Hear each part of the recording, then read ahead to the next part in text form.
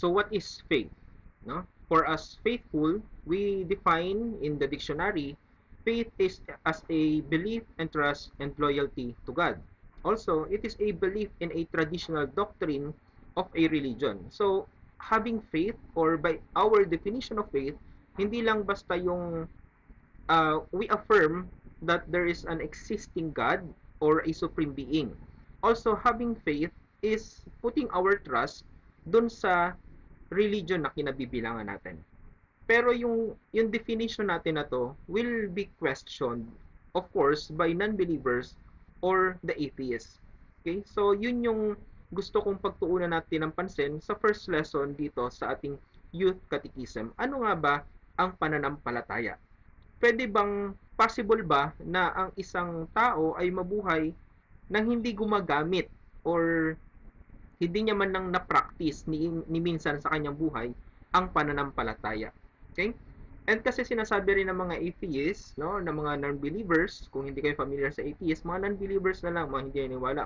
Mostly yung mga intellectual person, scientists, sinasabi nila na it is impossible for something to exist without first proving that it exists, no? So, sabi nga nila, kapag hindi nakikita, hindi nag-exist, or walang ano yan, walang katutunan, walang katuturan na paniwalaan ng isang bagay na hindi naman nakikita. Okay, basta hindi visible sa senses, hindi nila pinapaniwalaan. So, yun yung mga question na itatry nating sagutin dito sa lesson na to. Okay? So, what is faith? Ano ba yung mga uh, ano yung mga steps or ano yung mga characteristics para masabi natin na tayo ay naniniwala sa isang bagay? Okay? So halimbawa, our senses, no? Basic. Alam natin na sunset depending doon sa oras, no? Alam natin na sunset na kasi evident to sa atin. Okay? So first point para malaban natin yung na tama or para masabi natin na totoo yung pinapaniwalaan natin is from our own senses. Sa sarili natin, personal natin. Alam natin na palubog ang araw o pasikat ang araw kasi innate sa atin at nakikita natin sa orasan natin. Kasi yun yung pang araw-araw nating buhay. Okay? So another particular sa senses natin is yung intellect natin, no? Alam natin na tama 'yan kasi 'yan yung itinuro sa atin, no? It is our intelligence, it is our reason. Alam natin na yung 2 plus 2 equals 4. Hindi na natin kailangan ng verification yan sa iba. Alam na natin na the whole is always greater than its parts, no? Mas malaki ang parte kaysa dun sa kabuuan. At alam natin na 2 plus 2 is equals 4. So those are the basic, no? And we know it is true because we are the first witness. Nakikita natin, naobserbahan natin na tayo mismo. Ako nakakita kaya alam ko tama yan. Hindi lang dahil sa senses, kundi yun din yung nasa aking talino, yun din yung nasa aking isip. Kaya tama yan. Okay? Pero hindi naman lahat ng faith ay nakabase lamang sa atin. Kasi most of the time, naniniwala tayo sa sinasabi ng iba. For example, tayo ay nasa loob tayo ng bahay. Maghapon tayo nakakulong sa kwarto natin. Then, tatanungin natin minsan yung kapatid natin or yung parents natin, umaga na ba? O kaya, anong oras na? Di ba? Minsan nagugulat pa nga tayo, hala, gabi na pala. No? We put our faith dun sa mga tao na hindi tayo yung naka-observe, hindi tayong witness, hindi tayong primary witness, pero dahil sinabi sa atin, naniniwala tayo. For example, nakatulog kayo ng mahimbing sa isang hapon, tapos biglang pumasok yung nanay niyo sa loob ng kwarto na, anong oras na to? Gabi na, tulog ka pa? No? Biglang nagugulat tayo na, hala, gabi na pala. And we believe that particular person. So, those some examples are an act of faith. No? Kaya hindi natin pwedeng sabihin na basta nakikita mo lang, faith, yun yung faith. Kasi ang daming beses sa buhay natin, naniniwala tayo sa sinasabi ng ibang tao, and that's an act of faith. Okay? So, isa pa, when it comes to our school or sa books, no? Minsan, kunyari, may doktor, sa books natin, sa mga teachers natin, alam natin kunyari may sakit tayo, pumunta tayo sa doktor, pag sinabi ng doktor na ito yung sakit mo, 'di ba? Wala ka namang kakayanan, wala kang capacity na malaman kung anong sakit mo. Pero pag sinabi ng doktor na ito yung sakit mo, we put our faith to that doctor, no? Naniniwala tayo na okay, may lagnat ako. Okay, may cancer ako. Okay, may high blood ako. Ganun din pag sinabi sa libro, sa mga history books natin na si Magellan yung sumakop sa atin ang sumakop sa Pilipinas, ganitong date, dito sa ganitong lugar, hindi tayo witness, wala tayo dun sa panahon na yon, but we put our faith dun sa history books, no? Na pinag-aralan natin.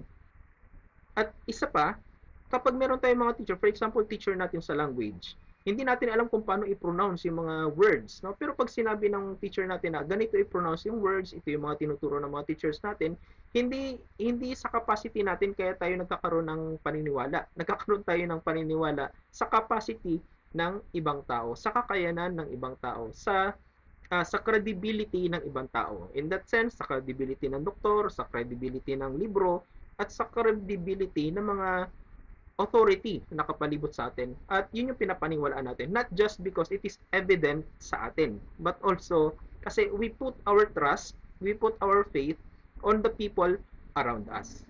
Okay? So, yun yung mga ibang uh, yun yung ibang mga halimbawa na hindi pwedeng mabuhay ang isang tao regarding do sa question sa umpisa. Hindi pwedeng mabuhay ang isang tao na hindi nagpa-practice ng pananampalataya. And ang nakakalungkot pa doon minsan, no? Uh, minsan yung faith na binibigay natin sa isang tao or sa society natin minsan hindi pala tama. Halimbawa, alam na sa mga nakasakay ng eroplano, nakikita nyo ba, napapansin nyo ba kung gaano kalaking amount ng faith ang pinagkakatiwala natin sa airline, gaano kalaking amount ng faith ang pinagkakatiwala natin sa piloto, na sumakay ka lang dito sa tube na to na malaki, nadadalhin kita kung saan mo man gusto. Diba? Pero most of the time, ilang beses na tayo ay maraming nangyayari sa ating disgrasya sa eroplano, 'di ba? And still we put our faith dun sa piloto, we put our faith dun sa airline. And isa pa, kapag meron tayong sakit at pag sinabi ng doktor na ito yung gamot, ito yung gagawin ko sa iyo, for example, operation, meron kang brain tumor, so ang gagawin ng doktor ay bubuksan ko yung skull mo, no? Tatanggalin natin yung tumor sa utak mo. We believe that doctor, no? Pero ang maraming beses at alam natin na evident 'yan na hindi naman lahat ng operation ng doktor ay nagiging successful. But still, we believe those uh, those people in our society. So sa una, naniniwala tayo kahit na merong mga disgrasya, naniniwala tayo sa piloto. We put our trust, we put our faith dun sa pilot. Also, when it comes to our health, we put our faith dun sa doktor kahit na minsan sumasablay din, kahit yung mga medication minsan sumasablay din. Okay? So, yun yung mga instances na hindi hindi maayos minsan ang pananaw din ng tao. No? Hindi rin minsan maayos, hindi rin natin pwedeng pagkatiwalaan yung faith natin mismo. Kasi yung ating pagiging tao, although we are created perfectly, but as we grow up, no, nagkakaroon tayo ng mga imperfections, nagkakaroon tayo ng mga infallibilities, no, nagkakaroon tayo ng mga sabihin nating pagkukulang, no? Nagkakaroon tayo ng imperfections. Kaya hindi natin pwedeng sabihin na yung faith natin minsan sa society natin ay 100% magiging effective or 100% totoo. Okay? Kaya ito yung tatlo na dapat nating iwasan when we are practicing our faith. Okay? So first is yung skepticism.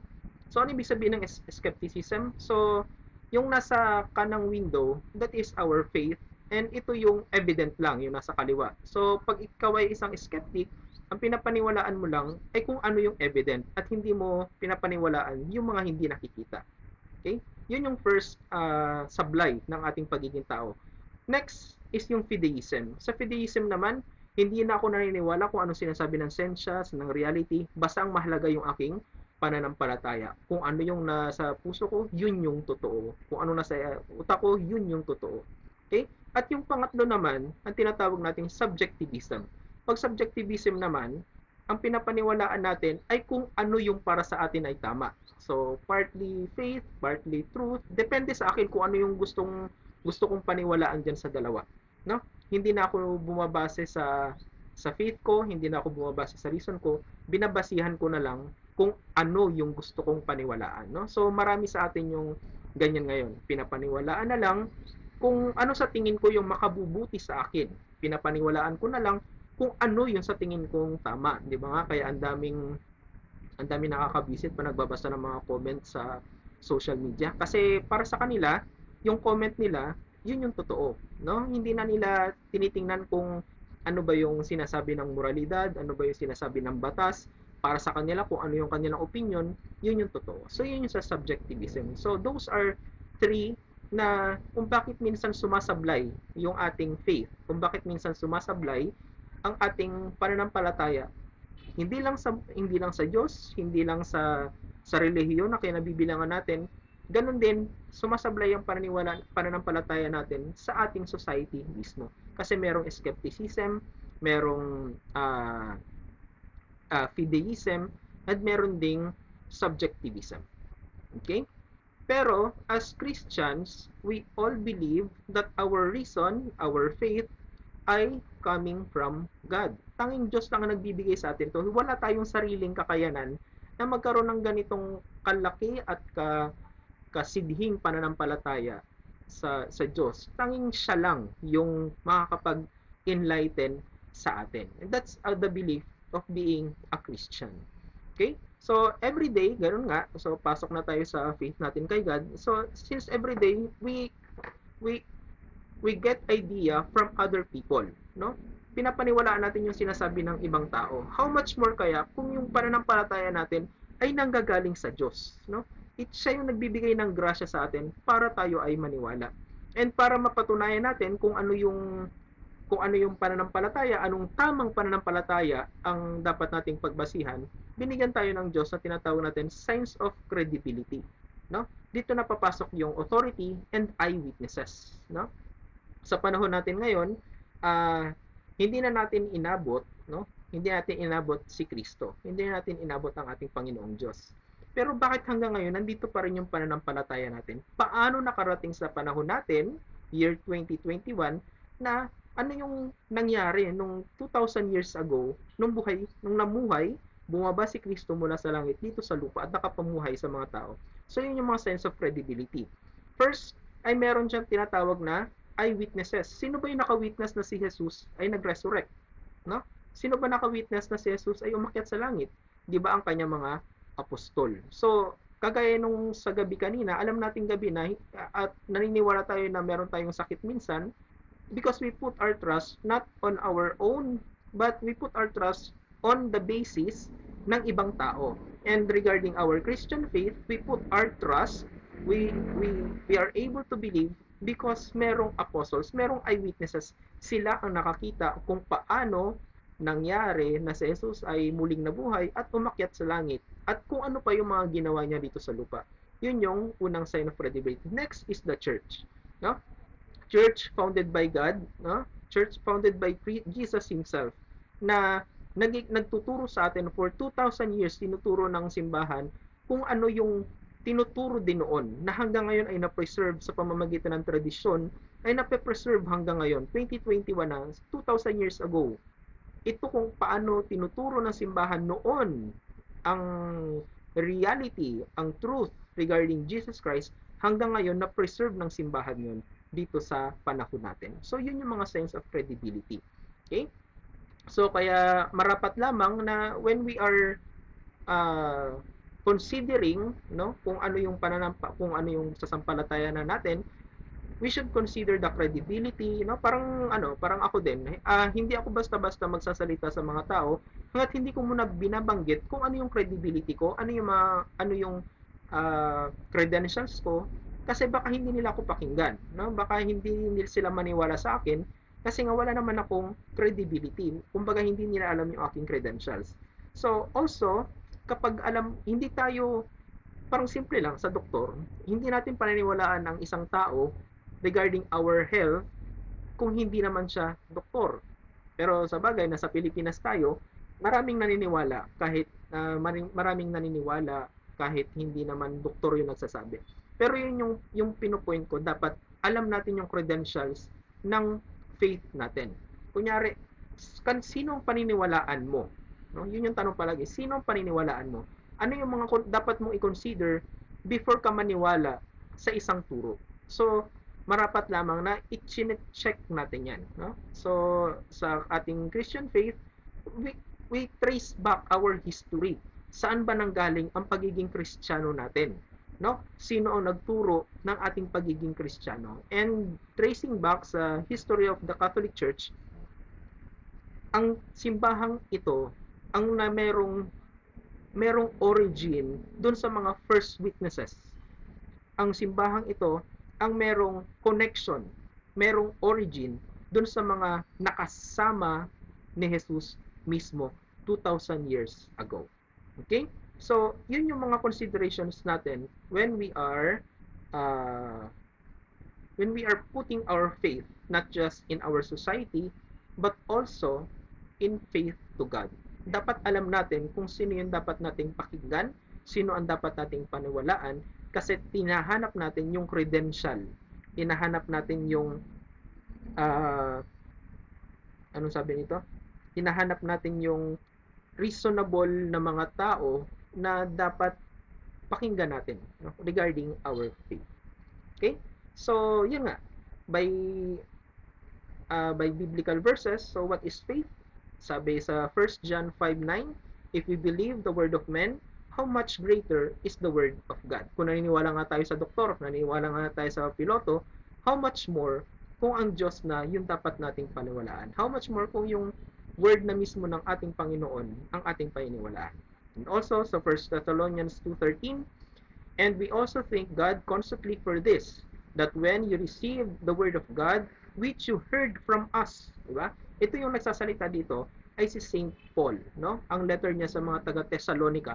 Sabi niya, and we also thank God constantly for this, na natanggap nyo ang salita ng Diyos na napakinggan nyo sa amin. Ito na yung sinasabi ko, dapat alam natin yung credential ng pinapaniwalaan natin, ng faith natin, ng religion natin. Kasi hindi mo pwedeng makuha ang katotohanan sa kung saan-saan lang umusbong ng mga doktrina, saan-saan lang umusbong na. Dapat tinitrace natin 'yan kung sino yung eyewitnesses. 'Di ba hindi mo naman papaniwalaan yung isang tao na nagchichismis lang. Yung alam mo yung kaibigan mo na kwentuhan lang tapos kwento rin sa'yo, tapos yung pagkwento sa'yo may dagdag na yung kwento.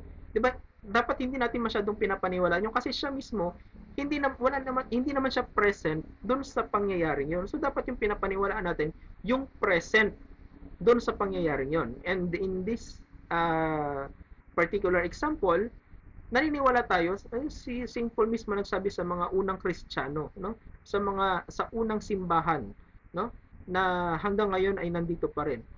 We also thank God constantly for this, that when you receive the word of God, kayo nila narinig yung salita ng Diyos. Hindi ngayon lang to ang salita ng Diyos ay hindi lamang narinig ngayon lang, ngayong panahon, hindi lang ngayong 20th century or 19th century.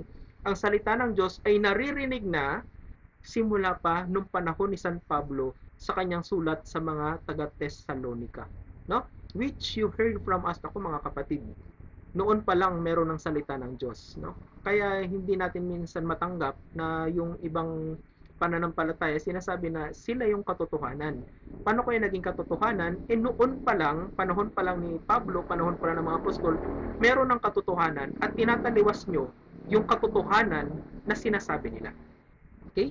And you accepted it not as the word of men, hindi salita namin, but as what it really is, the Word of God. Okay? So, the Bible, even though it is written by men, it is the Word of God. Okay? So, yun na yung pagpasok natin sa ating module. Okay? So, first module natin is yung about our existence, no? Kasi tatanungin natin, bakit tayo nag-exist? For what purpose? Bakit ba ako nandito? Bakit ba ako sinilang? Bakit ba itong pamilya ko? Bakit ba ito yung aking ba't ito yung mga kapatid ko? Nakakainis, no? Nakaka-visit minsan yung mga kapatid. Pero ang tanong natin, bakit ako nandito? No? Saan ako galing? Ano yung purpose kaya ako nabubuhay? Okay? So, we all ask these questions about our existence. None of us is alone in wondering about the meaning of life. Hindi lang naman tayo. Lahat ng tao na nabubuhay ay tinatanong yung mga questions na ito regarding our existence. No? Lalo na sa inyong mga kabataan, talagang nagsisik kayo kung ano ba talaga yung purpose nyo sa mundo. Okay? So, the big question, the real question regarding this lesson is, for what purpose are we here on earth? No? Ano ba ang silbi natin kaya nandito tayo? And bakit tayo nilikha ng Diyos? Okay? So, for what purpose are we on earth? We are here on earth in order to know and to love God, to do good according to His will, and to go someday to heaven. So, that is our purpose, at least in our Christian perspective. No? Hindi tayo nabubuhay sa mundong ibabaw for our own sake. We must, kaya nga existence yung topic natin eh, we must realize kung saan tayo nanggaling in order for us to realize as well where are we going to end. No? Kung alam natin kung saan yung pinagmulan natin, alam natin kung saan tayo yung babalik. No? So, mahalaga bilang Kristiyano na maintindihan natin na yung purpose natin sa mundong ibabaw ay hindi para sa atin, hindi para sa mga material na bagay, hindi para sa mga binibigay ng mundong ito. Ang purpose natin kaya nandito tayo is to go back to our heavenly kingdom. Okay? So to be human means to come from God and to go to God. No? Yan yung existence natin. Yan yung purpose natin kaya nandito tayo. It means that bilang tao, we came from God and to go to God. No? Our origin goes back farther than our parents. Kaya kapag saan ako galing, mababaw na tanong yung saan ako galing, tapos ang sagot, mababaw na sagot na galing ako sa sinapupunan ng aking ina. No? Galing ako sa aking mga magulang. Masyadong mababaw yon. Kasi pag tinanong talaga natin yung origin natin, no? It goes back farther beyond our biological parents, sa ating mga ninuno, no? We came from God, no? Yung pag ano natin 'yon, pag anuhan natin 'yon. Pagkasunduan natin that we all came from God, no? In whom all the happiness of heaven and earth is at home, and we are expected in His everlasting infinite blessedness. Okay? So nandun kasi sa alam natin na yung kung saan tayo nagmula, doon din natin makukuha yung ating tunay na fulfillment, no, sa buhay natin. Okay? Sabi nga sa John 14:6, He is the way, the truth, and the life. So every time you are questioning your purpose regarding your purpose, regarding your life, regarding your origin, always go back to John 14:6. Only to God, no? Only sa Diyos lamang natin makikita ang siya ang daan, katotohanan, at ang buhay. Okay? Without God in our life, walang silbi lahat ng nandito sa ating paligid. So, everything must be in accordance, everything must be in service to our Creator. Okay? So, why did God create us? So, next question tayo. Bakit ba tayo nilikha? So, God created us out of free and unselfish love.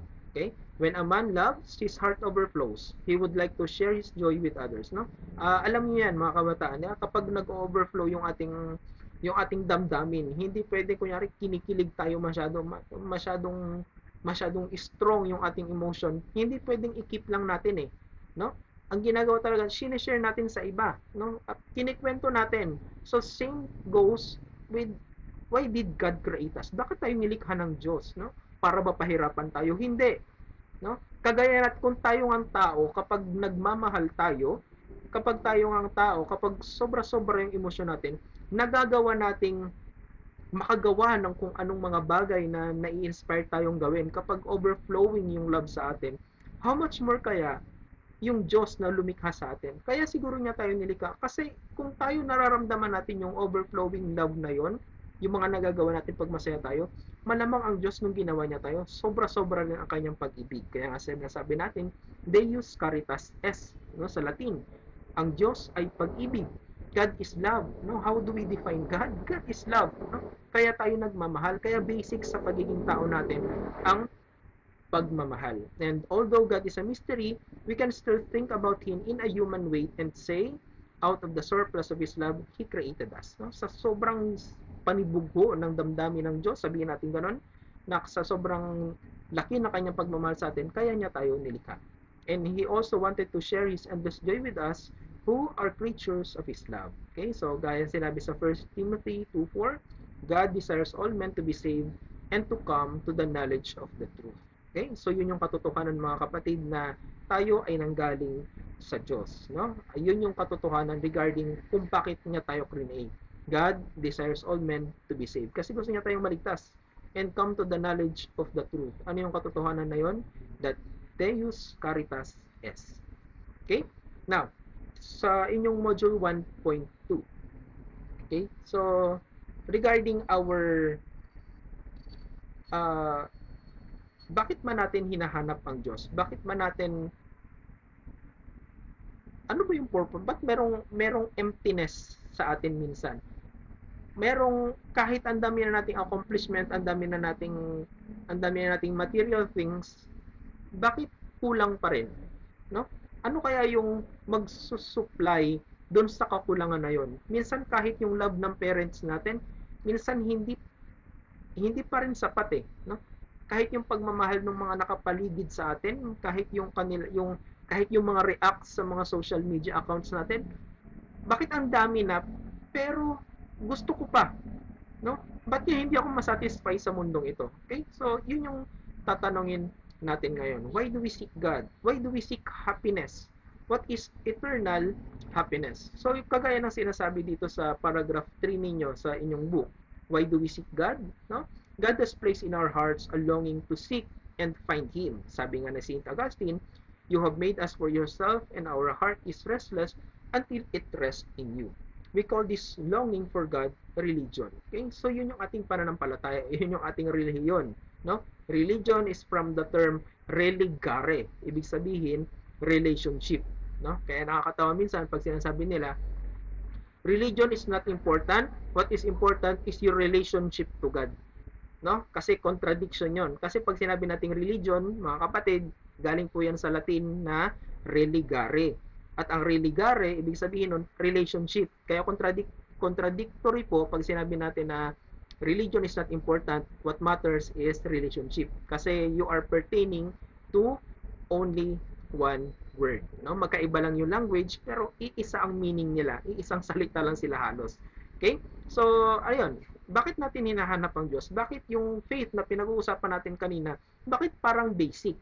Pero sabi nga natin, yung faith na binibigay natin sa tao, yung faith na binibigay natin sa paligid natin, sa material world na to, hindi tayo kayang isatisfy. No? For example, buying the latest model of cellphone, yun yung binibigay natin. We put our trust on that cellphone na mapapaligaya tayo, na mapupunan yung longing natin. But after acquiring that material thing, kulang pa rin kasi maglalabas na naman ng new model. Tapos yun na naman yung gusto natin. Bakit kaya hindi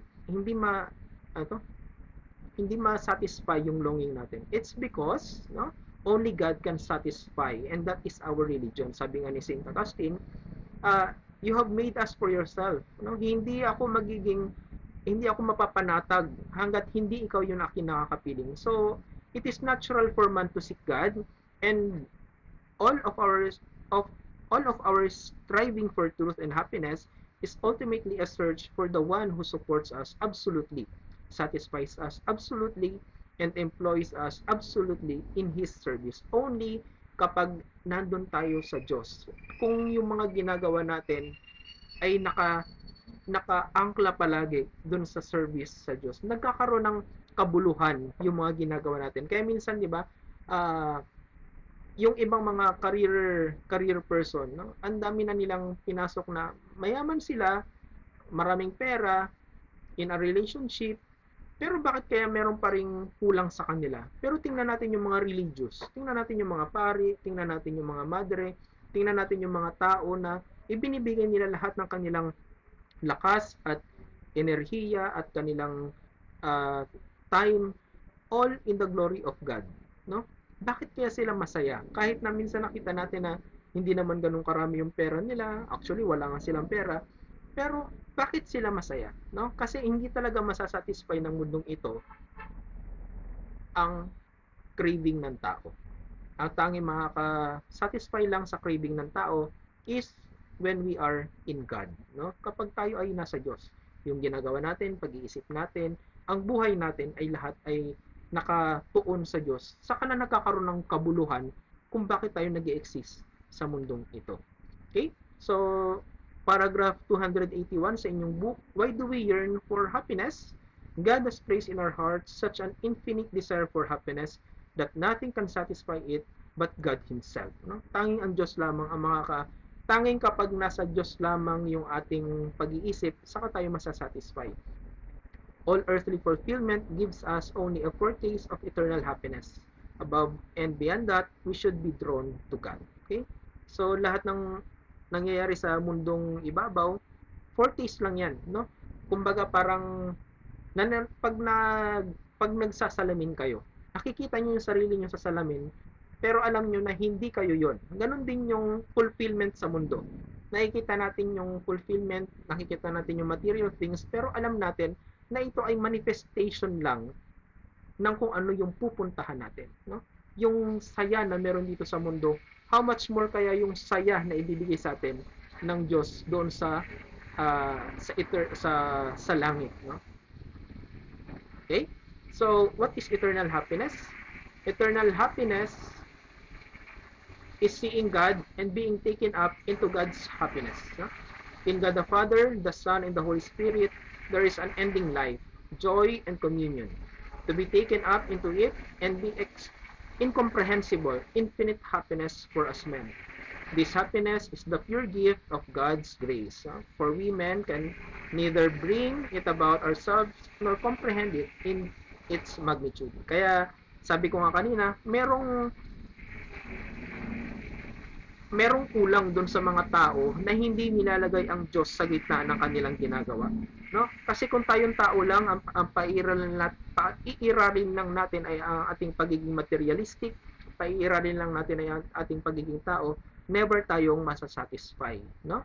Maraming nakikita natin 'yan, maraming mayayamang tao, maraming mga successful na tao, artista, pero kapag walang Diyos sa kanilang gitna, bakit kaya nasisira yung buhay nila, no? They resort to other vices, no? Kasi nga walang Diyos sa kanilang gitna. Tanging Diyos lang ang makakapag-satisfy dun sa mga cravings natin. Okay? So, yon. Yung kaya binigay ko sa inyo yung Galatians 5:16 to 24 para malaman natin, para makita ninyo, para ma-distinguish nyo ano ba yung sinasabi ni Saint Paul sa kanyang letter to the Galatians, ano yung mga bilong sa mundong ito, ibabaw, at ano naman yung mga ginagawa natin na bilong dun sa langit. Okay? So, for example, yung sa paragraph, sa verse 20 ng Galatians 5, verse 20, what belongs to this world? Idolatry, witchcraft, enmities, contentions, no? Immodesty, luxury sa 19. So yan yung mga belong dito sa mundo. Yan yung mga bagay na hindi makakapag-satisfy sa ating tao. Pero ano yung makakapag-satisfy sa atin? Simula sa 22, no? Verse 22, but the fruit of the Spirit is charity, joy, peace, patience, and so on, no? 25, and they that are Christ, no? Have crucified their flesh with the vices and concupiscences. Kaya nga, kung tayo ay talagang totoong Kristiyano, we must actually realize na we are crucified in flesh. Dapat itong katawang lupa na to, hindi ito yung pinapahalagahan natin dahil bilang Kristiyano naniniwala tayo na hindi ito yung magdadala sa atin sa langit, no? Ang pananampalataya natin, ang tiwala natin sa Ama, ang tiwala natin sa Diyos, ang magdadala sa atin sa eternal happiness, no? It is not No? Kaya nga crucify ni Jesus mismo yung kanyang sarili kasi hindi ito. Hindi ang mundong ibabaw na to, hindi ito yung tunay na kaligayahan. Ang tunay na kaligayahan ay nandun sa piling ng kanyang ama, sa piling ng ating ama. Okay? So also in Psalms 37 verse 4, there is no health in my flesh because of thy wrath. There is no peace for my bones because of my sins. Na pinapakita ng Psalms 37:4 sa atin na ito yung mga sumisira sa pagiging tao natin. Kaya hindi natin pwedeng ipagkatiwala ang kaligayahan dito sa flesh na to, dito sa laman na to, dito sa pagiging tao na to. No? Ang mindset natin dapat hindi ito yung sisira sa akin para makarating sa eternal happiness. No? Itong mundo na to ay panandalian lamang. No? Ang eternal, ang walang hanggan ay nandun sa langit. Yun dapat ang piniprepare ko, hindi itong katawang lupa na ito. Okay? So, having said, so alam natin na hindi, alam na natin ngayon kung ano yung faith. Alam na natin kung kanino natin dapat isaalang-alang, kanino natin dapat ibigay yung ating tiwala, ang ating pananampalataya. And we are now able sa module 3 nyo and 4, we are now able to believe. No? Kanina, I believe lang. No? Personal lahat ng approach natin. Paano ko makikipag-deal sa mundo? Paano ako makikipag-deal sa ibang tao? Sino yung pagkakatiwalaan ko? Now, we belong to the we believe. No? I believe, kasi hindi mo pwedeng sabihin I believe lang. When you affirm that you believe, you are a member of the we believe. Nandun ka sa plural kasi hindi lang naman ikaw yung naniniwala. Marami tayong nananampalataya. And now, sa next lesson natin, we are going to explore the Apostles' Creed. Okay? So, yun lang and maraming salamat.